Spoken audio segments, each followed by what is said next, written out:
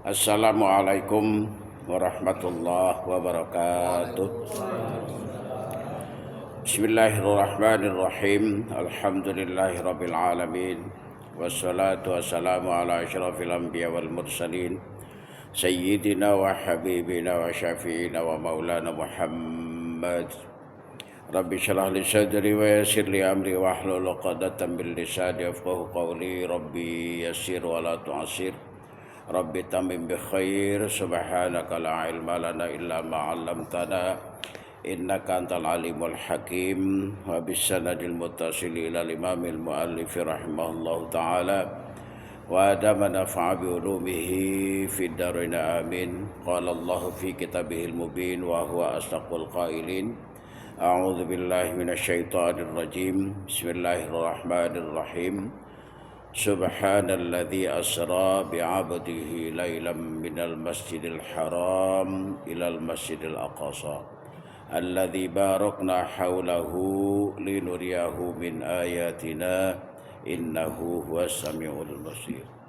Wa qala aidan wa laqad ra'ahu nazlatan ukhra 'inda sidratil muntaha.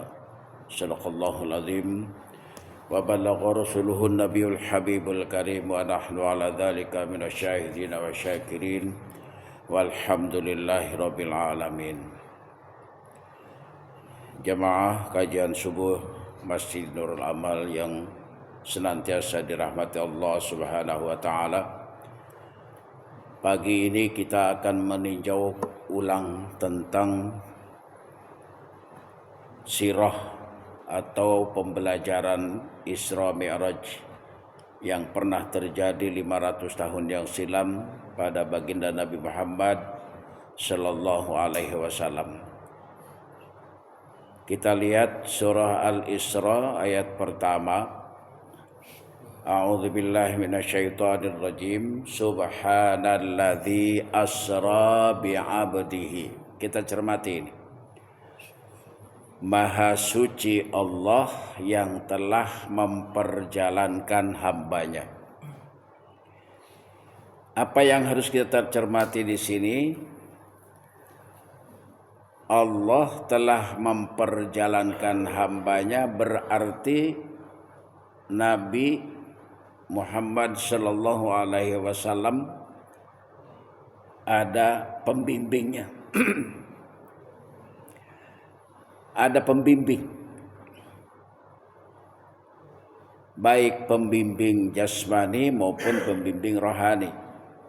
Karena itu isyarat kepada kita selaku umatnya, maka kita wajib mencari pembimbing. Kita harus punya mursyid, harus punya mursyid rohani dan mursyid jasmani, harus punya guru.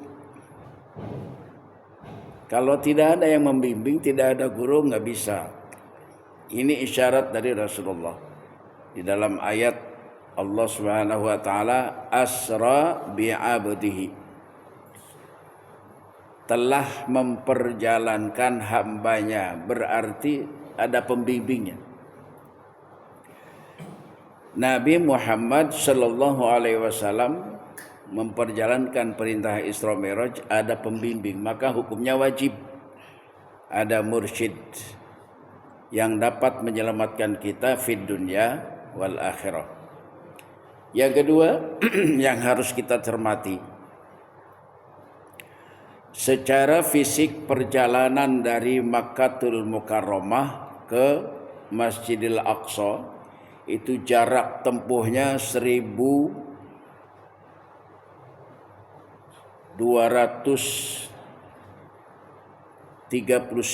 km. Itu secara fisik, melewati Madinah, melewati Basrah, melewati Kubah, Tabuk, melewati Palestina. Perjalanan saat itu kalau ditempuh dengan kendaraan yang paling canggih adalah kuda yang paling cepat larinya, itu 3 bulan baru sampai dari Makkatul Mukarramah ke Masjidil Aqsa. pada saat 500 tahun yang silam terjadinya. Itu yang pertama yang harus kita cermati. Perjalanan Nabi Isra.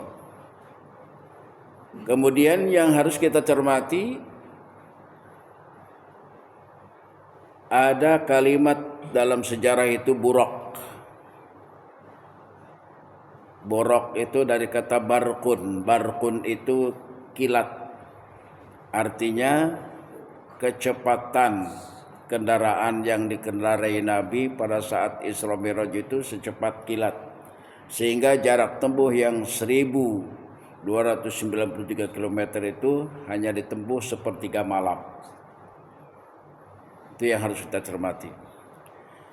Sekarang apalagi yang harus kita cermati dalam kisah Isra Mi'raj. Tadi pertama pendamping, bahwa kita ini hidup di dalam melaksanakan ibadah wajib ada mursyid, ada pembimbing rohani dan pembimbing jasmani. Yang kedua tadi bahasa kendaraan Nabi adalah buraq. Buraq itu barqun. Jadi kita di dalam melaksanakan ibadah menghadap Allah itu harus ada media. Harus ada media. Kata buraq itu adalah alat transportasi, berarti harus ada media kita melaksanakan ibadah kepada Allah Subhanahu wa taala. Orang-orang Sufiyah mengisyaratkan begini. Wa tariqatun kasafinatin. Tariqah itu adalah syariah, seperti cara sholat, rukun sholat, yang membatalkan sholat, yang menyebabkan batalnya sholat, cara berwudu, rukun berwudu, itu tariqah yang disebut dengan syariah. Maka syariah ini yang kita lakukan seperti kasafinatin, bagaikan kendaraan. Dalam Mi'rajnya Rasulullah menggunakan buraq. Kasafinatin bagaikan safinah. Safinah itu perahu, kendaraan yang bakal kita gunakan untuk berlayar di lautan. Ini bahasa buraq. Lalu bahasa buraq dalam visualisasi kita apa? Yang dipesankan baginda Rasul di dalam melaksanakan ibadah, menerima sholat 5 waktu saat Isra Mi'raj itu apa? Buraqnya umat Islam itu apa? Buraqnya umat Islam itu adalah kalimat tauhid, la ilaha illallah. Itu buraqnya. Tidak ada Tuhan yang berhak disembah kecuali Allah. Itu adalah buraqnya umat Muslim yang dipesankan Rasulullah ketika terjadi melakukan Isra Mi'raj. Sampai diwaridkan kepada kita selaku umatnya, sesudah sholat 5 waktu, baca itu la ilaha illallah. Karena la ilaha illallah itu sebagai buraq kita sebagai umat muslim, itu termasuk juga di dalam taubatnya tubuh. Tubuh kita bertaubatnya itu dengan kalimat la ilaha illallah. Tasbihnya subhanallah untuk hati. Jadi kalau kita bertasbih subhanallah itu konsentrasikan ke dalam hati, ke dalam qalbu. Alhamdulillah, konsentrasikan tasbihnya kepada seluruh tubuh. Allahu Akbar, konsentrasikan kepada ruh. Taubatnya hati hanya menyebut Allah, Allah, Allah. Tobatnya ruh tidak terdengar suara apapun, hanya bernafas saja. Keluar hu, nafas ke dalam hu. Tobatnya tubuh, kalimatut tauhid, la ilaha illallah. Itu yang dimaksud buraq yang dikendari oleh baginda Rasul sallallahu alaihi wasallam. Kemudian kita lanjut. Sampailah Nabi ke Masjidil Aqsa. Beliau sholat menjadi imam. Maka para nabi dan rasul yang terdahulu dihadirkan oleh Allah, diperintahkan, diinstruksikan oleh Allah menjadi makmumnya. Seluruh yang hadir di Masjidil Aqsa itu menjadi makmum, Nabi menjadi imam. Itu isyarah kepada kita, kata imam itu di depan. Kalau imam di belakang bukan imam, berarti makmum. Itu imam itu di depan. Apa maknanya kata imam? Mengisyaratkan, menunjuk, membimbing, mengarahkan. Maka Nabi Muhammad sallallahu alaihi wasallam memberikan isyarah kepada kita selaku umatnya agar kita mampu membimbing diri kita, mengarahkan diri kita. Kalau diri kita tidak bisa kita arahkan, bagaimana kita mengarahkan orang lain? Ini isyarat menjadi imam.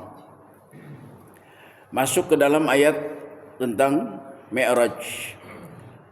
Dari Masjidil Aqsa Rasulullah naik ke Sidratul Muntaha. Wa laqad ra'ahu nazlatan ukhra 'inda Sidratil Muntaha. Sungguh dia telah melihat yang kesekian kalinya sosok fisiknya malaikat Jibril, yang dia lihat ada 600 sayap itu pada saat terjadinya Mi'raj. Malaikat Jibril memiliki sayap 600 sayap itu jangan dikonotasikan seperti sayap burung. Maksudnya tugasnya malaikat Jibril itu lebih banyak daripada malaikat yang lain. Dan malaikat yang 10 itu yang kita selama ini baru sampai kepada ilmu yakin, paham, hafal 10 malaikat, kita masukkan ke dalam diri kita ainul yakin. Kalau sudah ainul yakin, ternyata malaikat itu ada di dalam diri setiap manusia. 10 malaikat itu sip malam, sip siang dalam diri kita. Lalu hakul yakinnya, malaikat Jibril itu yang mengendalikan akal fikiran manusia. Bisa membedakan baik, buruk, susah dan senang, nikmat dan tidak nikmat, itu ya malaikat Jibril yang mengendalikan. Dalam bahasa Nabi namanya wahyu. Kalau dalam bahasa umatnya adalah hidayah dari Allah Subhanahu wa taala. Itu adalah instruksi Jibril atas perintah Allah Subhanahu wa taala. Nabi melihat sayapnya Jibril 600 sayap, itu artinya tugasnya lebih banyak. Sekarang sebelum kita cerita Nabi menerima sholat 50 waktu dari Allah Subhanahu wa taala, tadi kita sudah gambarkan jarak dari Makkatul Mukarramah ke Masjidil Aqsa 1293 km. Jarak dari Masjidil Aqsa dari bumi ini ke langit pertama itu jaraknya perjalanan 500 tahun. Bisa dibayangkan? Dari bumi pertama sampai bumi kedua jaraknya 500 tahun. Bumi kedua dan bumi ketiga dan seterusnya itu lama perjalanannya 500 tahun. Sampai ke langit ketujuh. Itu jaraknya. Di antara langit-langit itu Nabi berjumpa dengan pertama Nabi Adam alaihi salam. Nabi Adam alaihissalam di langit pertama itu menggambarkan kebendaan, materi dunia. Jadi langit pertama adalah materi kebendaan. Jadi jika kita pada saat sholat masih ingat materi, berarti kita masih berada di langit pertama. Baru takbir saja kita masih ingat pekerjaan, berarti kita masih di langit pertama, belum berangkat, belum mi'raj. Di langit pertama, kemudian di langit kedua bertemu dengan Nabi Yahya, di langit ketiga dengan Nabi Yusuf, sampai di langit ke-7. Ada dua hadis. Pertama, di langit ke-7 adalah Nabi Ibrahim. Di hadis yang pertama, di langit ke-7 adalah berjumpa dengan Nabi Musa alaihi salam. Nabi Musa itu menggambarkan kesadaran komunikasi. Makanya Nabi Musa memberikan saran kepada Nabi agar minta kekurangan sholat yang 50 waktu itu karena umatmu tidak kuat. Itu menggambarkan kesadaran komunikasi. Komunikasi kita dengan sesama umat manusia dan komunikasi kita rohani ini dengan Allah Subhanahu wa taala. Itu gambarannya. Nabi Musa memerintahkan usul agar Nabi minta keringanan sholat yang 50 waktu itu kepada Allah Subhanahu wa taala. Itu gambaran kesadaran kita berkomunikasi dengan Allah Subhanahu wa taala. Kemudian sesudah itu apa yang terjadi? Malaikat Jibril tadi kan pendamping. Jadi mursyidnya, pendampingnya Nabi pada saat itu adalah malaikat Jibril atas perintah Allah Subhanahu wa taala. Berarti Nabi Muhammad adalah pembimbingnya, mursyidnya langsung Allah Subhanahu wa taala, namanya mursyid Rabbani. Mursyid Rabbani adalah Allah Subhanahu wa taala. Dan kita juga selaku umatnya itu ada memiliki esensi nilai-nilai mursyid Rabbani, cuman kita tidak dimanfaatkan. Bahwa kita bisa itu bukan karena kita, itu semuanya karena Allah Subhanahu wa taala. Jadi Allah yang mengajari kita melalui malaikat Jibril, maka disebutnya dengan mursyid Rabbani. Mursyid rohani yang membimbing secara kasat mata terlihat. Bahasa kita mursyid rohani itu ustadz atau guru. Mursyid rohaninya yang terlihat. Mursyid Rabbani adalah melalui media malaikat yang Allah tugaskan kepada malaikat Jibril alaihi salam.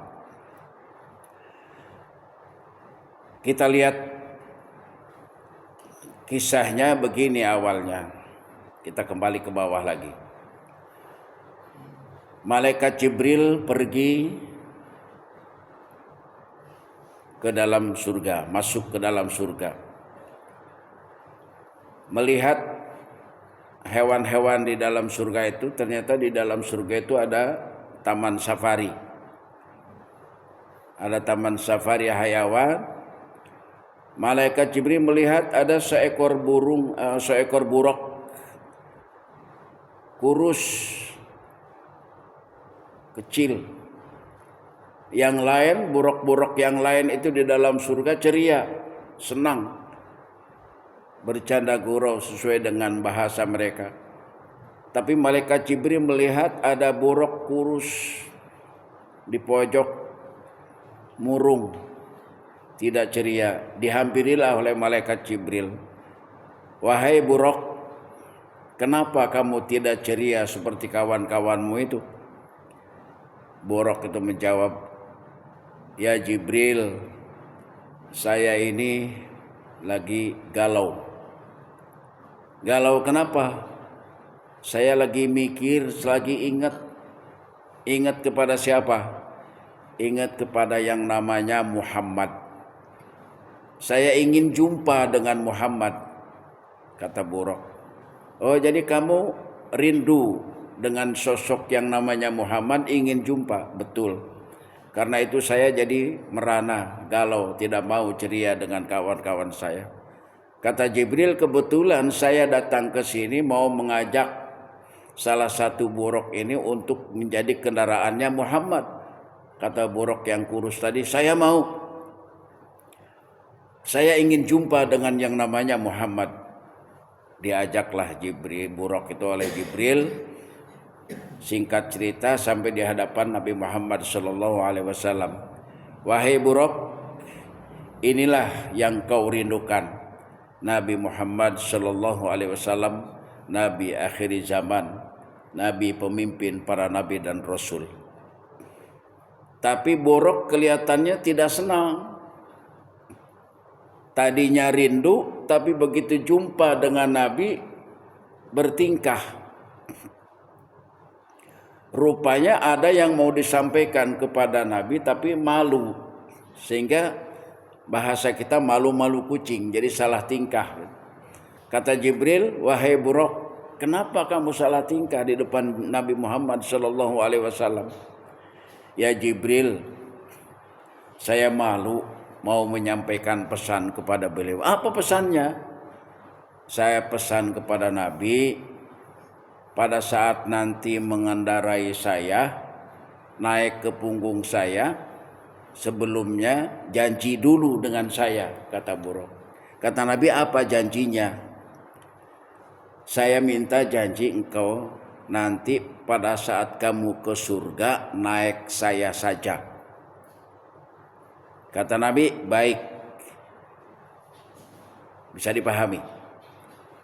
Kata buruk, kalau nanti pada saat ke surga naik saya saja. Buruk itu tadi kan kalimat tauhid, la ilaha illallah.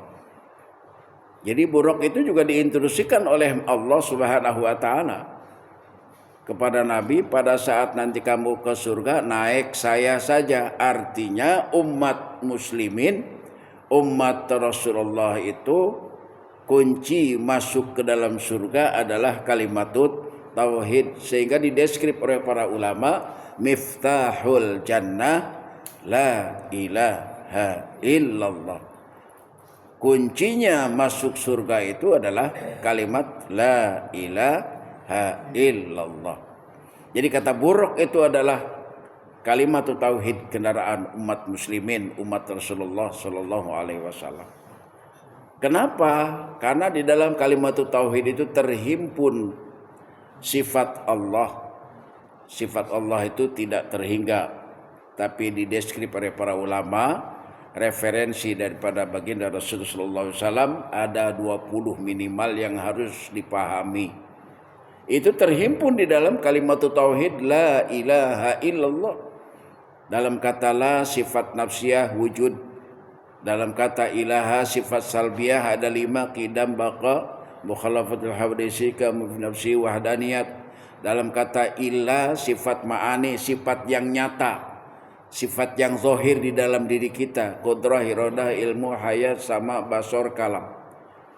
Sifat yang nyata dalam diri kita, ada tangan, ada kaki, ada hati, ada otak, ada tubuh. Itu namanya sifat yang zahir dalam diri kita.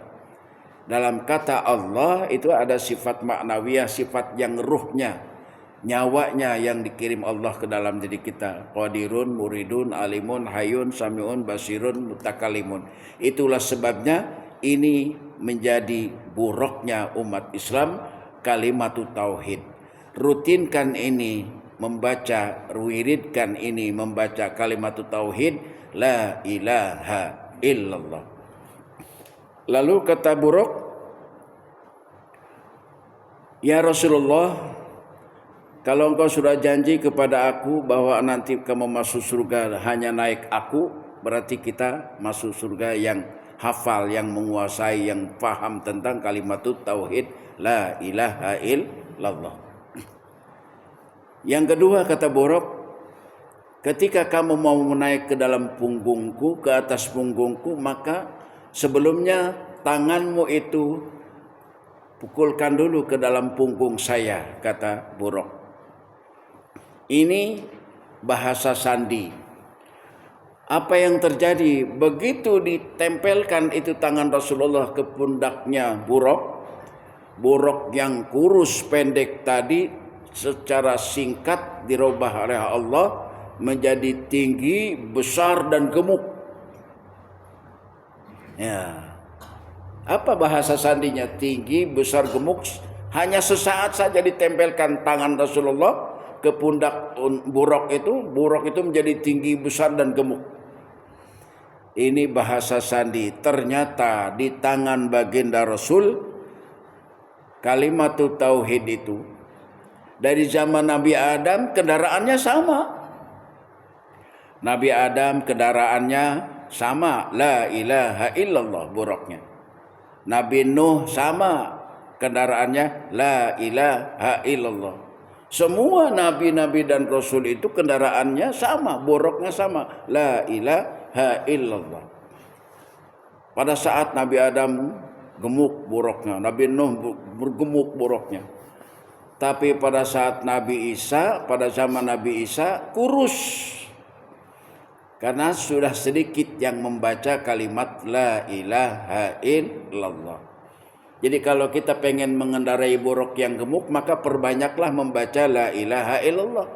Kalau kita ngedul, malas membaca kalimat la ilaha illallahnya, berarti kita masuk surganya memiliki kendaraan yang kurus, yang jelek. Atau ada bahasa kita sekarang naik mobil jelek, mobil rusak. Sekarang bahasa sandinya kenapa itu buruk begitu dipegang oleh Nabi saat itu besar, tinggi dan gemuk? Artinya Nabi menyebarkan kalimat tauhid itu hanya dalam waktu singkat 22 tahun, 2 bulan, 22 hari saja. Dalam kurun waktu usianya 63 tahun. Nabi hanya mampu menyebarkan kalimat tauhid seluruh dunia hanya 22 tahun, 2 bulan, 22 hari. Itulah isyarat kenapa itu buruk begitu di tangan Rasulullah langsung tinggi dan gemuk. Artinya ketika Rasulullah menyebarkan kalimat tauhid la ilaha illallah, meskipun banyak rintangan dan tentangan dari paman, saudara dan keluarganya, tapi dengan ridho Allah, maka kalimat tauhid ini tersebar ke seluruh dunia. Dapat kita rasakan sekarang. Itu bahasa sandi borok tadi. Baik. Sampailah Nabi bersama malaikat ke Sidratul Muntaha. Sidrah itu kita sering ngomong sadar, intaha terakhir, kesadaran terakhir. Kita masuk bicara dalam bahasa ma'rifah nih. Ternyata lapisan-lapisan kesadaran di dalam diri kita adanya, bukan di luar diri. Artinya 7 lapis langit itu ada di dalam diri kita. 7 lapis langit ada di dalam diri kita. Kenapa digambarkan dari langit pertama sampai ke langit kedua itu jaraknya 500 tahun perjalanan? Ini sekarang secara logika saja. Kita untuk merubah diri kita menjadi baik dan tidak baik itu tidak mudah. Membiasakan, mengistiqomahkan kita mau bangun pagi secara rutin, mau melakukan kebaikan secara rutin, mau bersedekah secara rutin, tidak mudah. Itu maknanya. Jadi kesadaran ini digambarkan dalam perjalanan Rasulullah 500 tahun perjalanan jauhnya. Apa maksudnya 500 tahun perjalanan jarak jauhnya? Dari kesadaran pertama dan kesadaran kedua, maka di dalam diri kita tidak mudah tergantung semangat dan keinginan kita. Karena itu Allah perhatikan di dalam ayatnya. Tu'izzu man tasya. Aku mau merubah kalau kamu mau, itu bahasanya. Tu'izzu man tasya. Aku mau rubah menjadi mulia kalau mau enggak. Kalau enggak mau, kata Allah, enggak mau maksa. Ini. Jadi perjalanan kesadaran pertama, kesadaran kedua sampai kesadaran terakhir Sidratul Muntaha ada di dalam lapisan diri kita. Arif bilang mendeskripsinya, pertama namanya lataiful qalbi, kesadaran pertama. Lataiful qalbi itu qalbun, hati. Ini kesadaran pertama di dalam qalbu. Pada saat kita sholat takbiratul ihram, mulai sholat, maka konsentrasikan qalbunya. Jangan kembali lagi ke dunia pertama, kesadaran materi. Tinggalkan kesadaran materinya. Itu namanya lataiful qalbu. Gangguannya di dalam lataiful qalbu itu apa? Bisikan iblis. Bisikan iblis. Realisasinya syaitan. Bisikannya iblis, realisasinya, perilakunya adalah syaitan. Dan iblis itu hebat, dia pernah menjadi wakil Allah Subhanahu wa taala di Lauhil Mahfuz 14.000 tahun. Berarti dia faham benar tentang takdir-takdir seluruh umat manusia. Dan iblis itu pernah menjadi khalifah kedua sesudah Al-Jan di dunia ini. Itu iblis, namanya Azazil. Dan iblis itu pernah menjadi ketua kelompok organisasi yang ada di dalam surga para malaikat. Kumpulan-kumpulan organisasi para malaikat, ketuanya iblis. Saat dia masih patuh, belum membangkang kepada Allah Subhanahu wa taala. Itu makanya kata Allah, silakan kalau umat Muhammad kamu mampu menggodanya, silakan. Aku tidak akan matikan kamu sampai hari kiamat. Makanya bisikannya iblis di dalam qalbu ini. Maka itu namanya latiful pertama. Kesadaran pertama. Kemudian yang kedua, kesadaran kedua, langit kedua itu latifur ruh. Latifur ruh itu paru-paru, ada di sebelah kanan. Paru-paru ini kesadarnya kenapa sampai 500 tahun dari kolbu ke paru-paru itu jaraknya digambarkan perubahannya, karena di dalam paru-paru itu penyakitnya adalah penyakit binatang, hayawan. Penyakit hayawan di dalam diri kita adanya di paru-paru. Kemudian lapisan kesadaran ketiga adalah liver, namanya latifur ruh. Ruh itu liver. Liver itu penyakitnya binatang buas. Binatang buas, pendendam, pembenci, ya, itu binatang buas. Jadi yang sering dendam, sering benci, hati-hati, bisa nanti sakit liver. Kesadarannya itu. Kemudian kesadaran keempat, lapisan keempat itu namanya latiful khaf. Latiful khaf itu empedu. Di empedu itu gangguannya adalah munafik. Sifat-sifat munafik. Selalu ingin dipuji, cepat tersinggung, itu ada di situ. Kemudian yang kelima, latiful akfa, limpa. Di limpa itu kesombongan dan keangkuhan. Sombong dan angkuh. Untuk menghilangkan sombong dan angkuh digambarkan 500 tahun perjalanan tidak mudah. Tidak mudah. Untuk menghilangkan bahwa kita cepat tersinggung juga tidak mudah. Makanya digambarkan 500 tahun perjalanan dari lapisan-lapisan yang ada dalam tubuh kita. Kemudian kesadaran keenam adalah ini nih. Otak. Ada di dimensi depan. Kesadaran keenam ini otak, latifun natik namanya. Lapisan langit keenam. Di langit keenam makanya digambarkan komunikasi. Komunikasi. Nabi Musa berkomunikasi dengan Nabi Muhammad itu di lapisan keenam, di langit keenam. Natik namanya. Di sini gangguannya apa? Ammarah, lawamah, mulhamah. Ada di sini. Gangguannya adalah lapisan-lapisan dunia. Jadi lapisan dunianya ada dalam diri kita juga. Lapisan dunianya ammarah, lawamah, mulhamah, rodiyah, mardiyah, mutmainah, kamilah. Itu lapisan bumi itu. Lapisan buminya itu. Berarti lapisan-lapisan bumi ini yang selalu mengganggu lapisan kesadaran rohani kita. Kesadaran rohani artinya adalah lapisan-lapisan langit ini.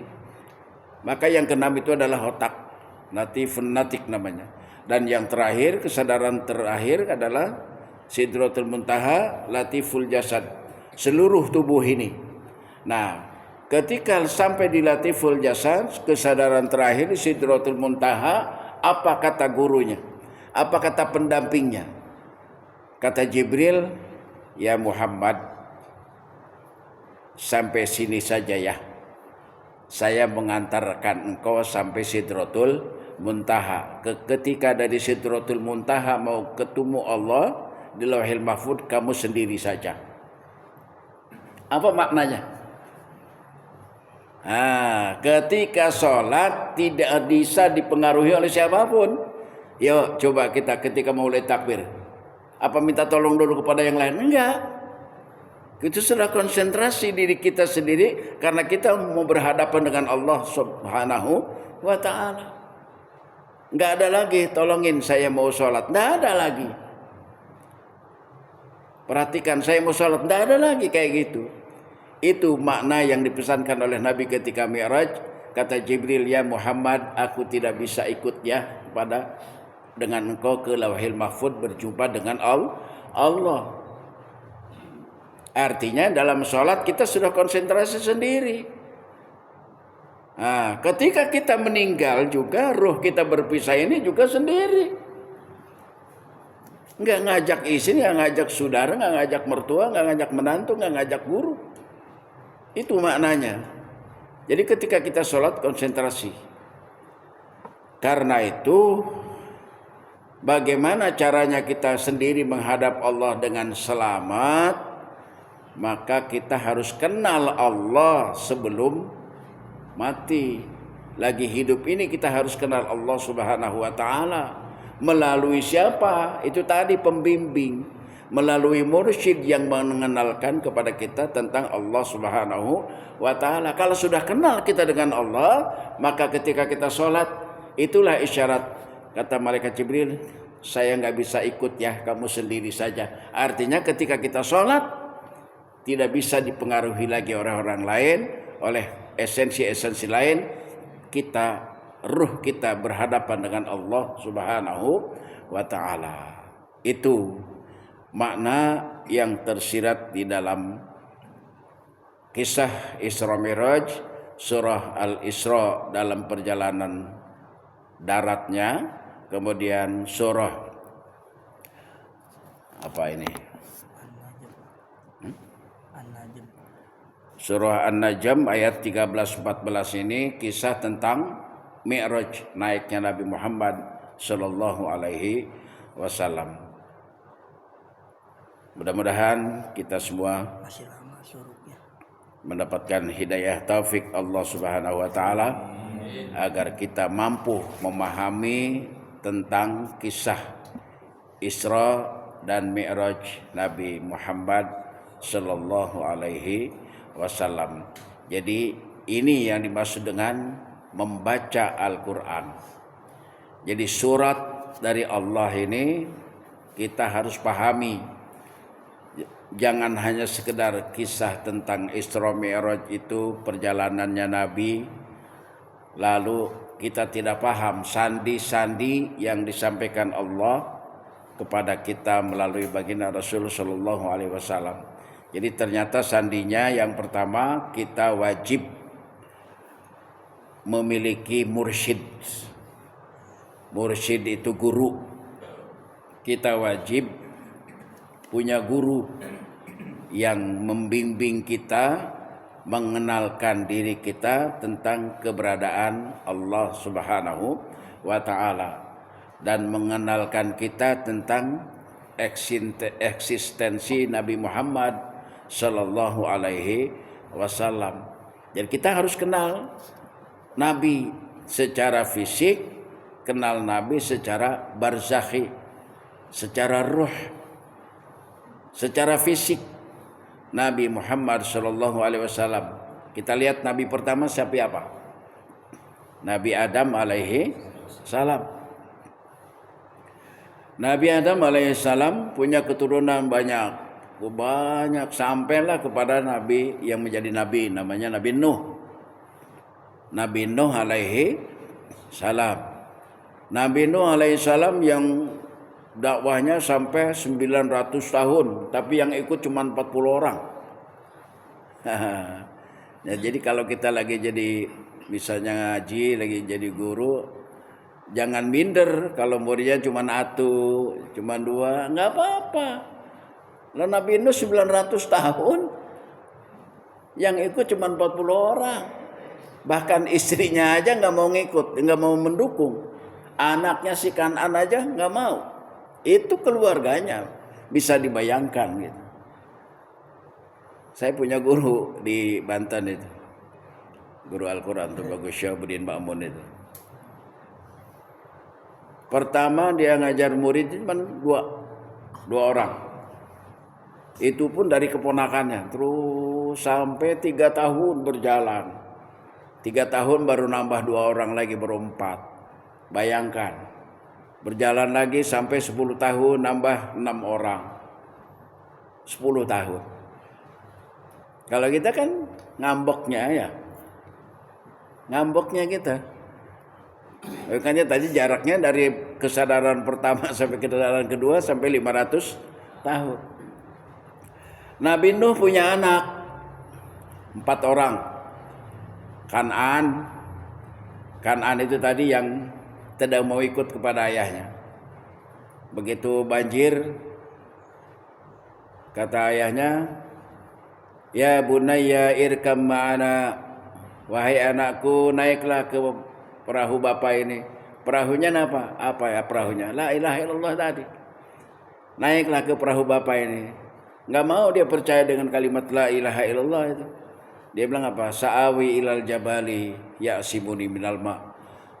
Enggak mau, saya akan naik ke gunung menghindar dari air itu. Maksudnya dia mau mencari pembelajaran yang lain yang lebih akurat daripada pembelajaran bapaknya, yang lebih hebat daripada keyakinan bapaknya, begitu maksudnya.